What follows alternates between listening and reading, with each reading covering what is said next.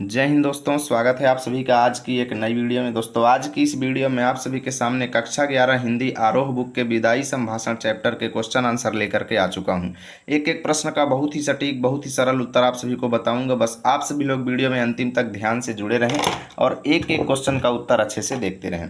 तो चलिए हम लोग बिना देरी के आज की इस वीडियो की शुरुआत करते हैं और इस चैप्टर को अच्छे से कंप्लीट करते हैं। ठीक है, तो हमारे सामने पहला क्वेश्चन है दोस्तों कि शिव शंभू की दो गायों की कहानी के माध्यम से लेखक क्या कहना चाहता है।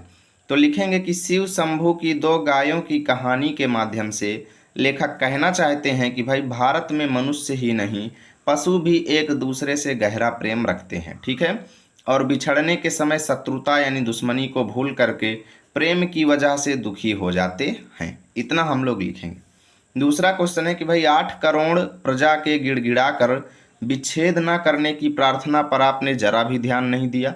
यानी 8 करोड़ लोग जो है वो गिड़गिड़ा करके आपसे प्रार्थना कर रहे हैं कि आप अलग मत करिए, ठीक है, विच्छेद मत करिए, तो आप उस पर ध्यान नहीं दे रहे हैं। यहाँ किस ऐतिहासिक घटना की ओर संकेत किया गया है। तो लिखेंगे कि यहाँ लेखक ने बंगाल विभाजन की घटना की ओर संकेत किया है।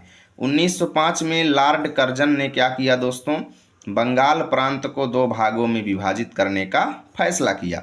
तो वहीं पर 8 करोड़ लोग यानी भारत के लोग जो हैं वो गिड़गिड़ा करके प्रार्थना कर रहे थे कि आप बंगाल का विभाजन मत करिए, लेकिन लॉर्ड कर्जन ने जरा सा भी ध्यान वहां पर नहीं दिया, है ना। तो वही बात यहाँ पे कही गई है। तो जिसे रोकने के लिए बंगाल के लोगों ने बड़े पैमाने पर प्रार्थना किया, लेकिन लॉर्ड कर्जन ने उनकी बात को नहीं सुना। ठीक है, तो इसी घटना की चर्चा यहाँ पे की गई है। कर्जन को इस्तीफा क्यों देना पड़ गया। तो लिखेंगे कि लॉर्ड कर्जन जो थे वो भारत के वायसराय थे। ठीक है, वह एक सैन्य अधिकारी को एक विशिष्ट पद पर नियुक्त करवाना चाहते थे।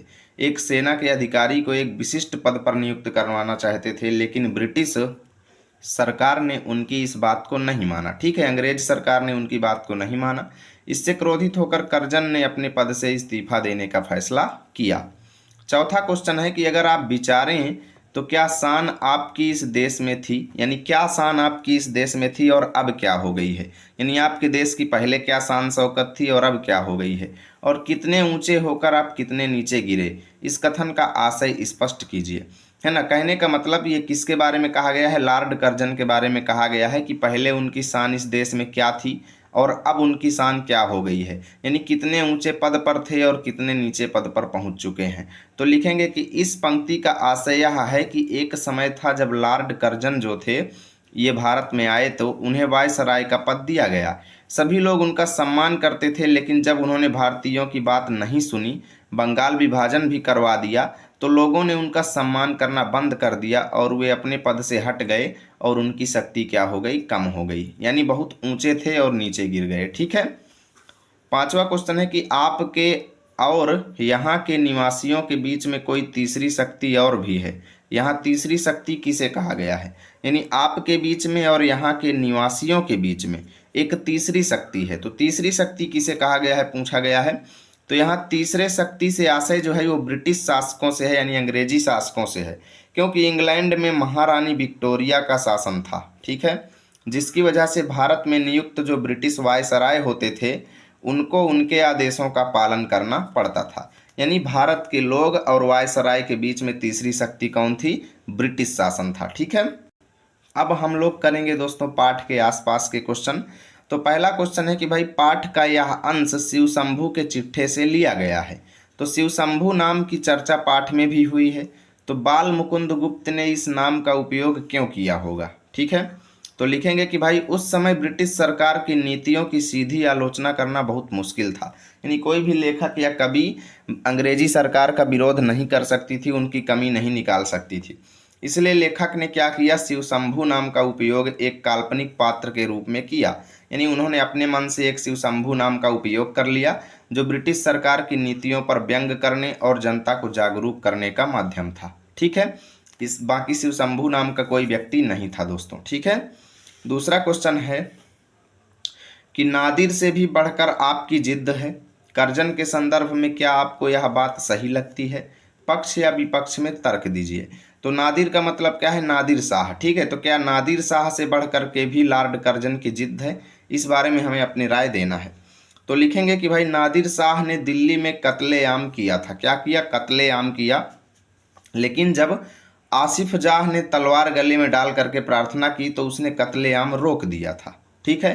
जबकि 8 करोड़ लोगों द्वारा प्रार्थना किए जाने पर भी लॉर्ड कर्जन ने बंगाल विभाजन को नहीं रोका।